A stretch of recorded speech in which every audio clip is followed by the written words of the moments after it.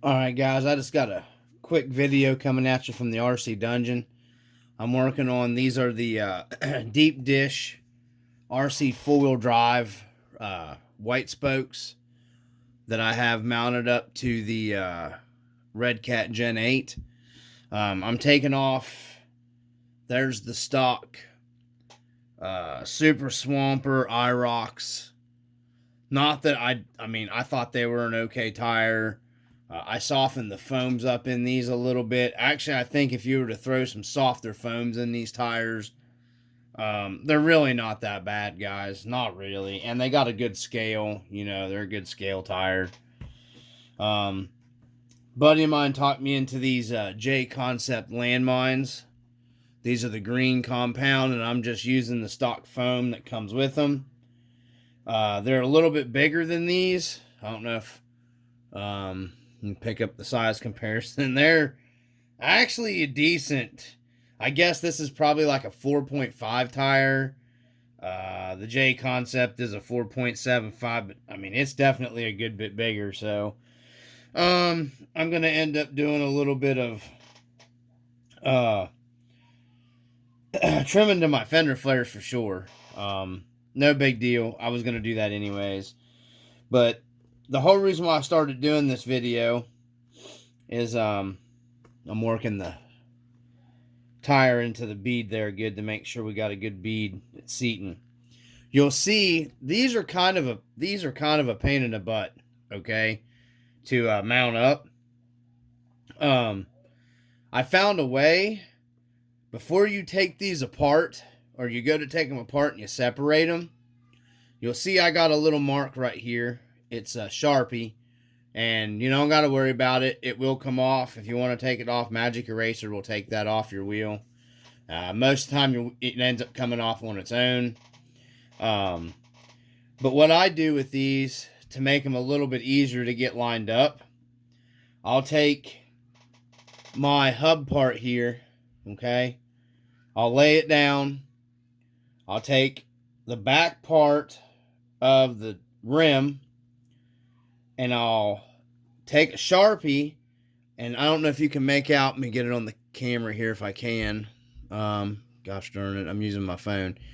You'll see the two marks. I got a mark just on the inside of that little black mark right there, and then the mark here. And that's my alignment tab to show where the spokes match.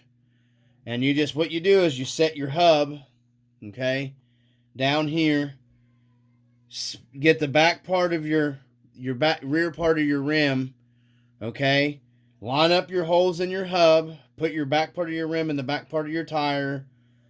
You can line up your screw holes into that, and then take your top part of your rim here, this one, okay, and set down inside your tire and get your bead started on both. And then use your alignment marks that you put here on your rim there, and then on the inside of your rim, and line them up. And then you can just bam, bam, bam, bam. Just start a screw here, okay, start a screw here, start a screw here, across from it, or either or, then go in a star pattern, tighten them down.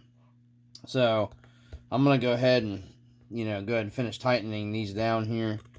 No, it's hard to see here. I've literally got my phone sitting right on top of my hands. So this is the first one I was doing, getting the Jconcept landmines, the 1.9 landmines mounted up. I thought that these stock tires were 4.75 that came on the Red Cat, but I guess I was wrong. Either that, different size 4.75s too, guys. RC 4-wheel drive's known for that with their tires. But anyways, and then you'll see I just go, like you're doing a real wheel and tire, you just star pattern them, kind of keeps the torque and everything down even. And then I'll go back through with purple Loctite 222 later.